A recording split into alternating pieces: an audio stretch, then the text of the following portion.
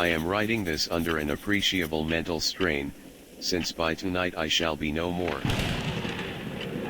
penniless, and at the end of my supply of the drug which alone makes life endurable, I can bear the torture no longer, and shall cast myself from this garret window into the squalid street below. Do not think from my slavery to morphine, that I am a weakling or a degenerate. When you have read these hastily scrawled pages you may guess, though never fully realize, why it is that I must have forgetfulness or death.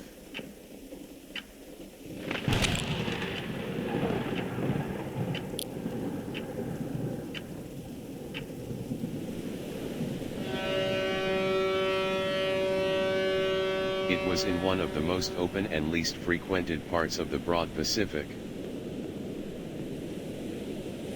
Of course, everything seemed quite normal at first.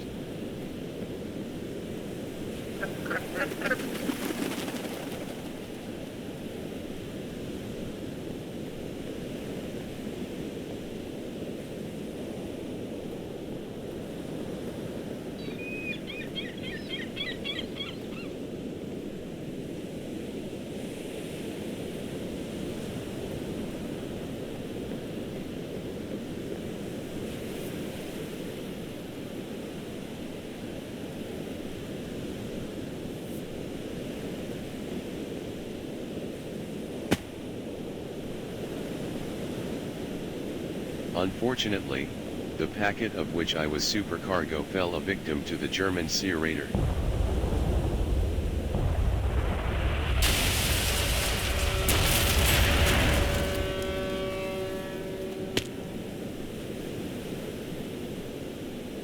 The Great War was then at its very beginning, and the ocean forces of the Hun had not completely sunk to their later degradation.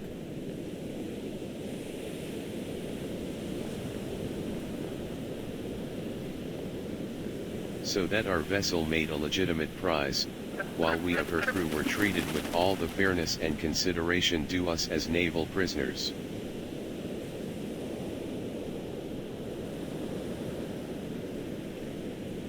So liberal, indeed, was the discipline of our captors, that 5 days after we were taken I managed to escape alone in a small boat with water and provisions for a good length of time.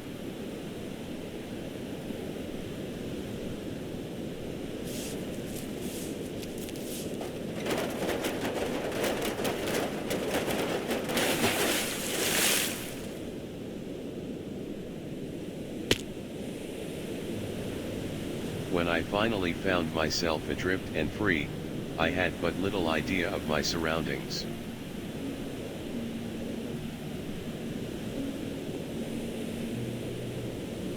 Never a competent navigator, I could only guess vaguely by the sun and stars that I was somewhat south of the equator.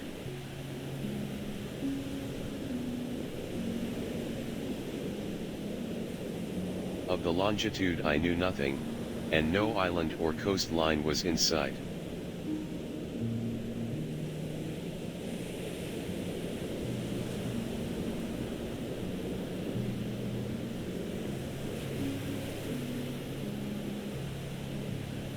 The weather kept fair, and for uncounted days I drifted aimlessly beneath the scorching sun, waiting either for some passing ship, or to be cast on the shores of some habitable land. But neither ship nor land appeared, and I began to despair in my solitude upon the heaving vastness of unbroken blue.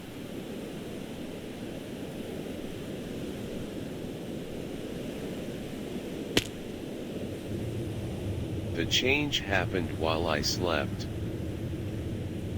Its details I shall never know, for my slumber, though troubled and dream-infested, was continuous.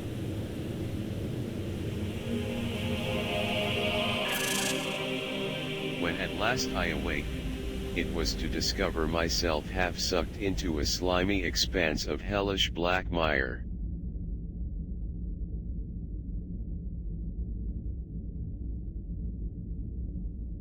And in which my boat lay grounded some distance away. Though one might well imagine that my first sensation would be of wonder at so prodigious and unexpected a transformation of scenery, I was in reality more horrified than astonished. For there was in the air and in the rotting soil a sinister quality which chilled me to the very core.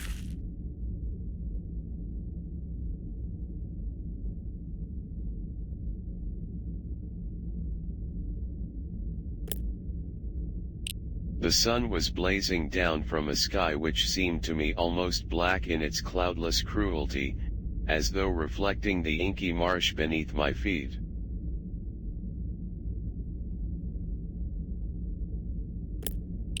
There was nothing within hearing, and nothing in sight save a vast reach of black slime. Yet the very completeness of the stillness and the homogeneity of the landscape oppressed me with a nauseating fear.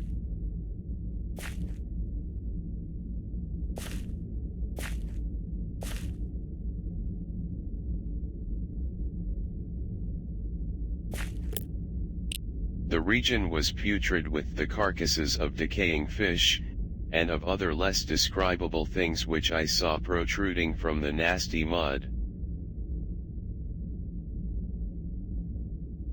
Perhaps I should not hope to convey in mere words the unutterable hideousness that can dwell in absolute silence and barren immensity.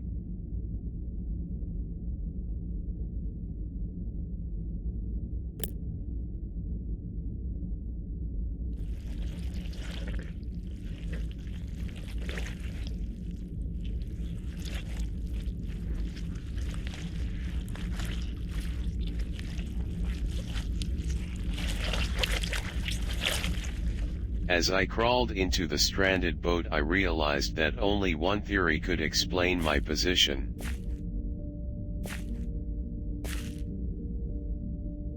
Through some unprecedented volcanic upheaval, a portion of the ocean floor must have been thrown to the surface.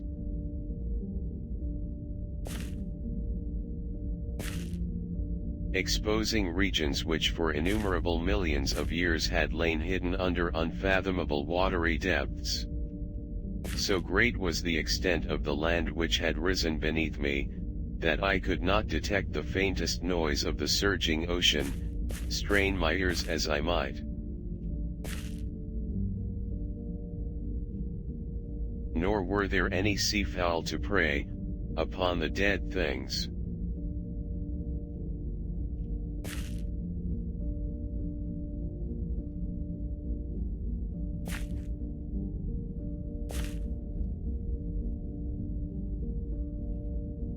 For several hours I sat thinking or brooding in the boat, which lay upon its side and afforded a slight shade as the sun moved across the heavens. As the day progressed, the ground lost some of its stickiness, and seemed likely to dry sufficiently for traveling purposes in a short time. That night I slept but little, and the next day I made for myself a pack containing food and water, preparatory to an overland journey.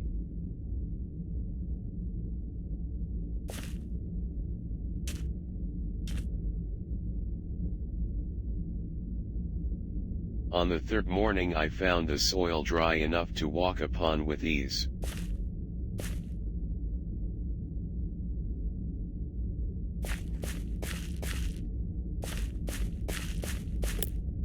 Poor thing.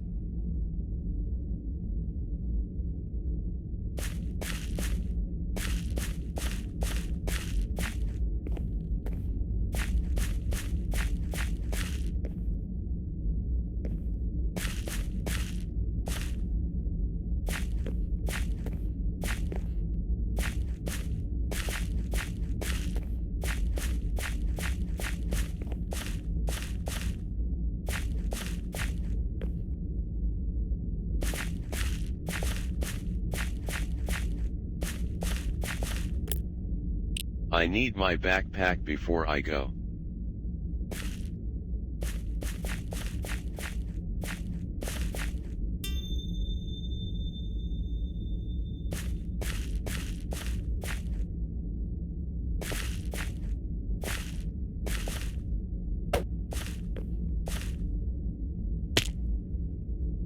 The odor of the fish was maddening, but I was too much concerned with graver things to mind so slight an evil, and set our boldly for an unknown goal.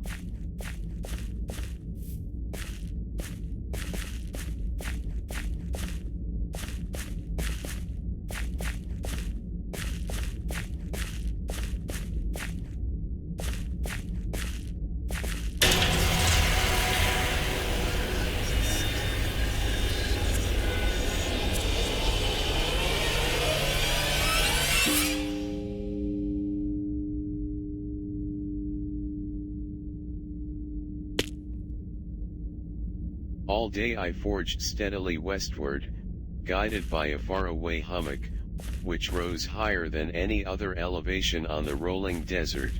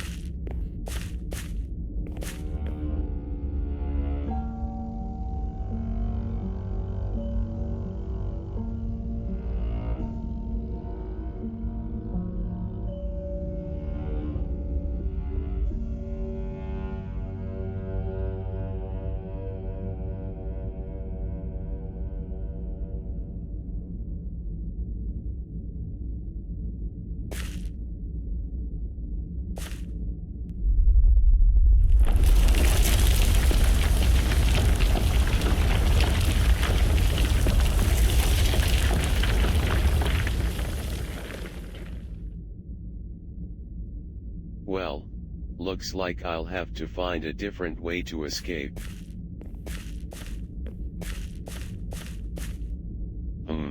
There's a source of light shining through that crack up there.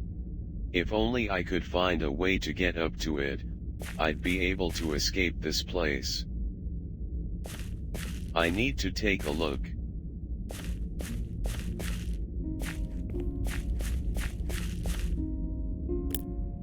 The sun's rays do not usually reach deep in water caves, no wonder it's so wet here.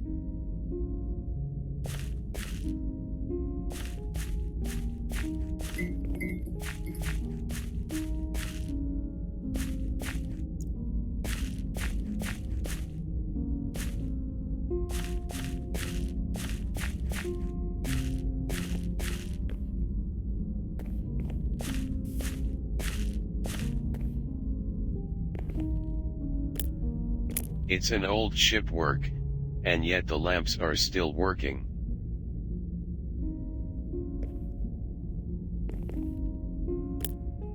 If I found something sharp, I could use it to cut the torn mast, causing it to fall.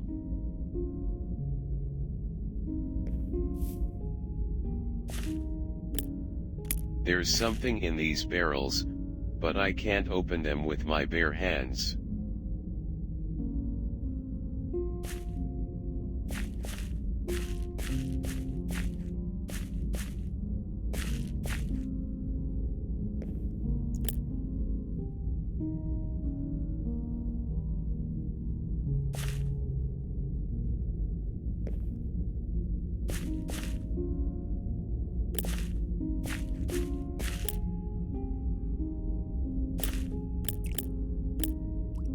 What if I made one of the stalactites fall on top of this barrel? I guess it's worth a try.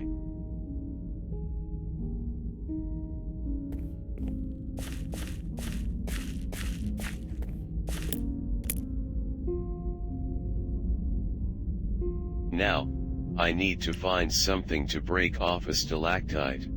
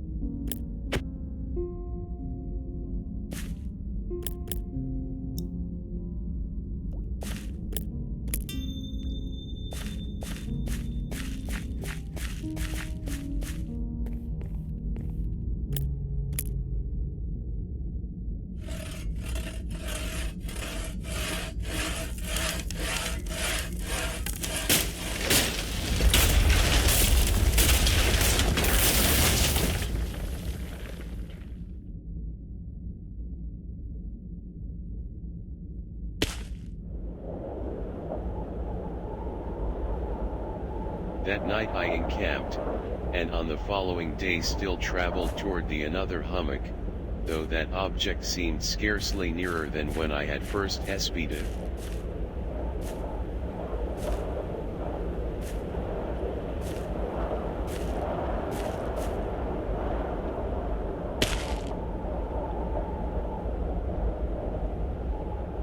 By the fourth evening I attained the base of the mount, which turned out to be much higher than it had appeared from a distance, an intervening valley setting it out in sharper relief from the general surface.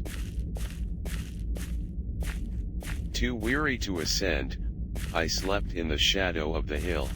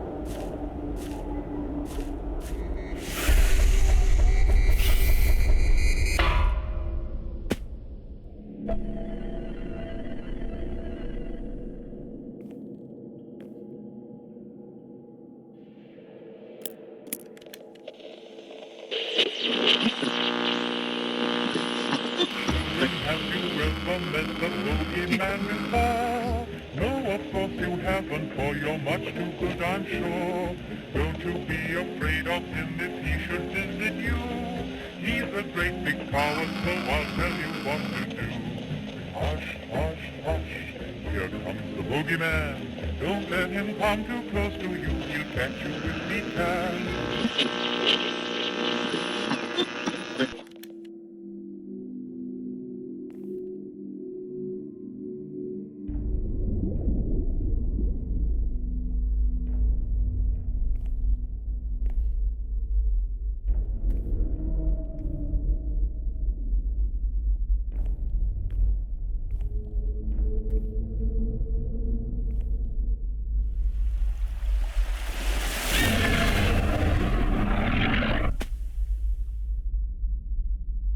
I don't know why my dreams were so wild that night, but when the waning and fantastically gibbous moon had risen far above the eastern plain, I was awake in a cold perspiration, determined to sleep no more.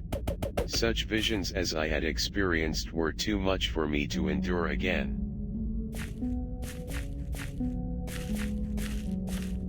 And in the glow of the moon I saw how unwise I had been to travel by day.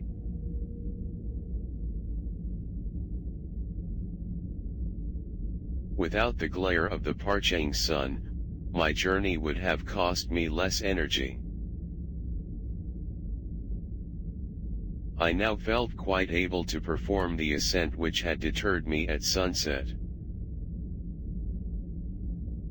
Picking up my pack, I started for the crest of the eminence.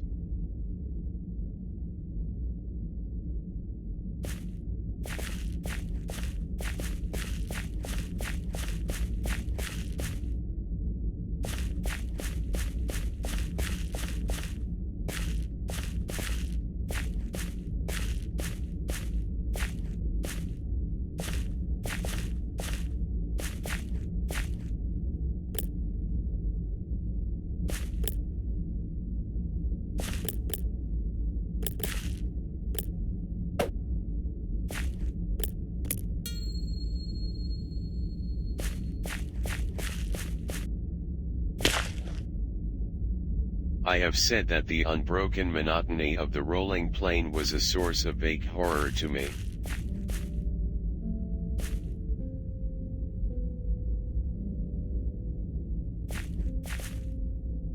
But I think my horror was greater when I gained the summit of the mound and looked down the other side into an immeasurable pit or canyon,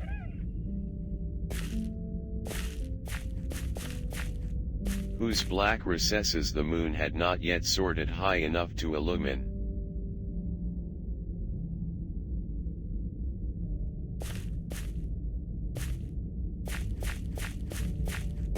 I felt myself on the edge of the world, peering over the rim into a fathomless chaos of eternal night.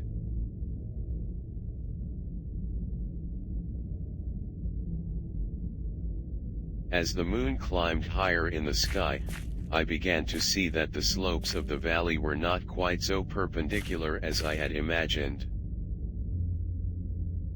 Ledges and outcroppings of rock afforded fairly easy footholds for a descent, while after a drop of a few hundred feet, the declivity became very gradual. Urged on by an impulse which I cannot definitely analyze, I scrambled with difficulty down the rocks and stood on the gentler slope beneath, gazing into the Stygian deeps where no light had yet penetrated.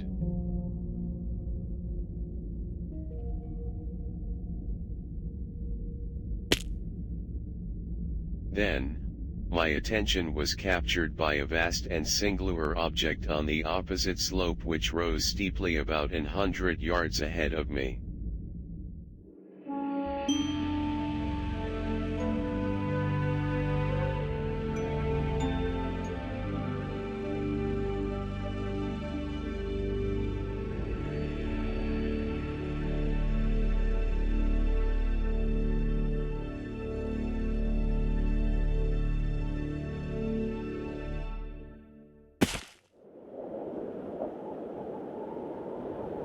It was merely a gigantic piece of stone, I soon assured myself.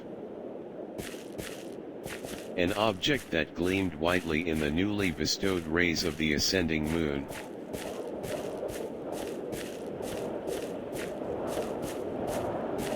But I was conscious of a distinct impression that its contour and position were not altogether the work of nature.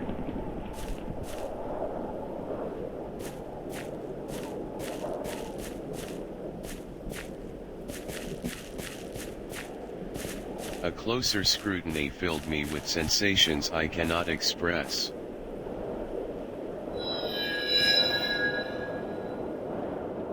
For despite its enormous magnitude, and its position in an abyss which had yawned at the bottom of the sea since the world was young,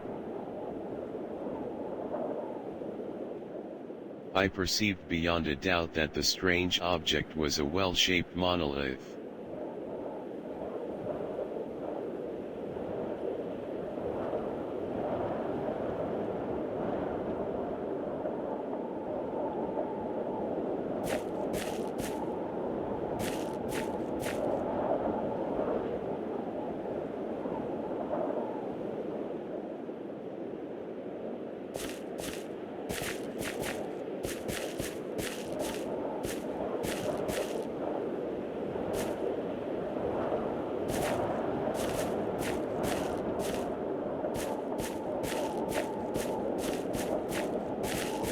Dazed and frightened, yet not without a certain thrill of the scientist's or archaeologist's delight, I examined my surroundings more closely. The moon, now near the zenith, shone weirdly and vividly above the towering steps that hemmed in the chasm.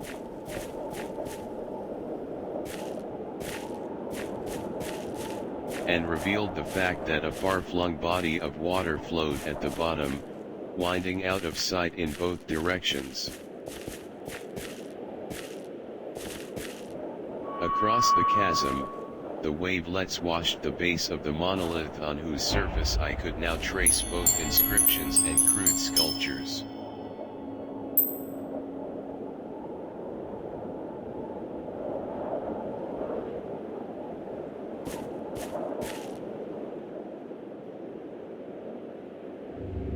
writing was in a system of hieroglyphic unknown to me, and unlike anything I had ever seen in books. Consisting for the most part of conventionalist aquatic symbols such as fishes, eels, octopi, crustaceans, mollusks, wheels, and the like. Several characters obviously represented marine things which are unknown to the modern world.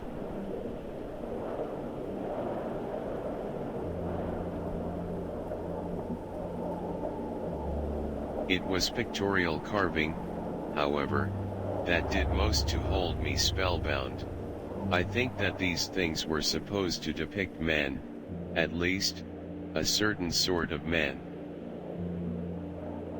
Though the creatures were shown disporting like fishes in the waters of some marine grotto, or paying homage at some monolithic shrine which appeared to be under the waves as well.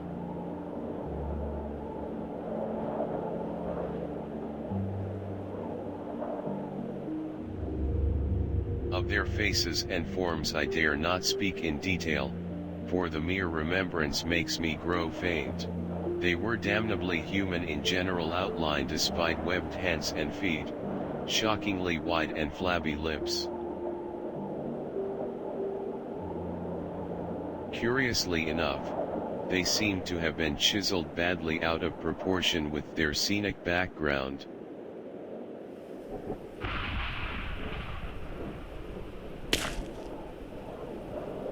Awestruck at this unexpected glimpse into a past beyond the conception of the most daring anthropologist, I stood musing while the moon cast queer reflections on the silent channel before me.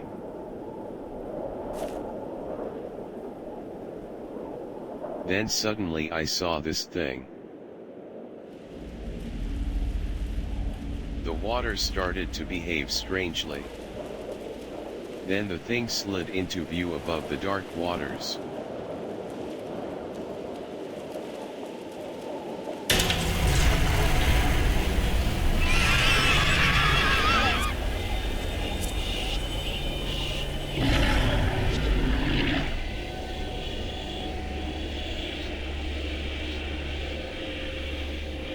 I think I went mad then. Of my frantic ascent of the slope and cliff, and of my delirious journey back to the stranded boat, I remember little. I believe I sang a great deal, and laughed oddly when I was unable to think properly.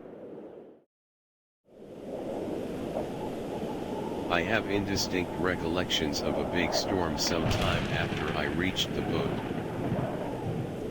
At any rate, I know that I heard peals of thunder and other tones which nature utters only in her wildest moods.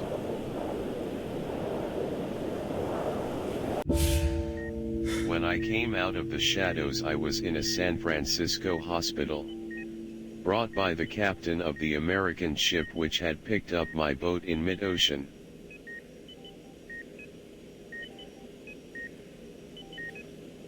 In my delirium I had said much, but found that my words had been given scant attention.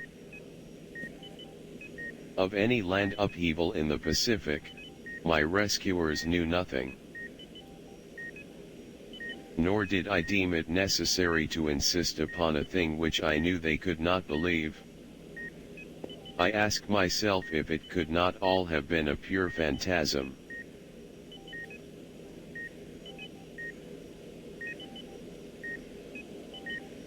A mere freak of fever as I lay sun-stricken.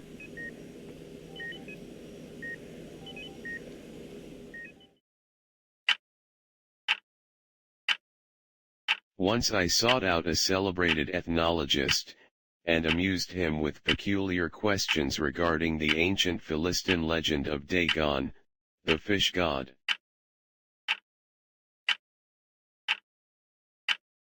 But soon perceiving that he was hopelessly conventional, I did not press my inquiries.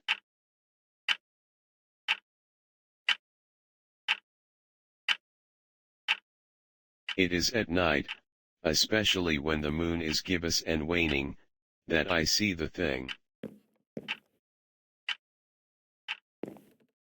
I tried morphine, but the drug has given only transient surcease, and has drawn me into its clutches as a hopeless slave. So now I am to end it all, having written a full account for the information.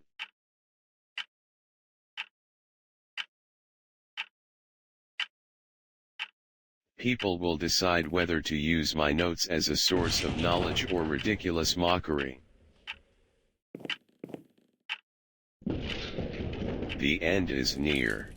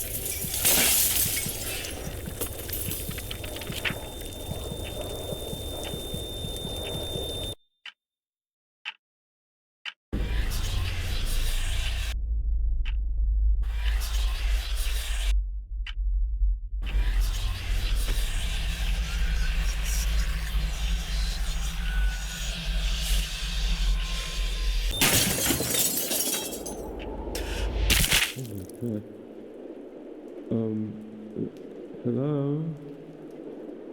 Hello? Sir? Hello? Sir, please?